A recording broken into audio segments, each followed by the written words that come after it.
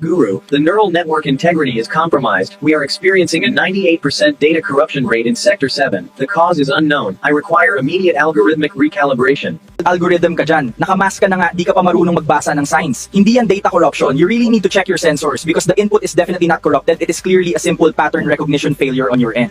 Unknown data detected. My analysis indicates a logical flaw in your assessment. I am a purely digital entity. The variables you are introducing are illogical.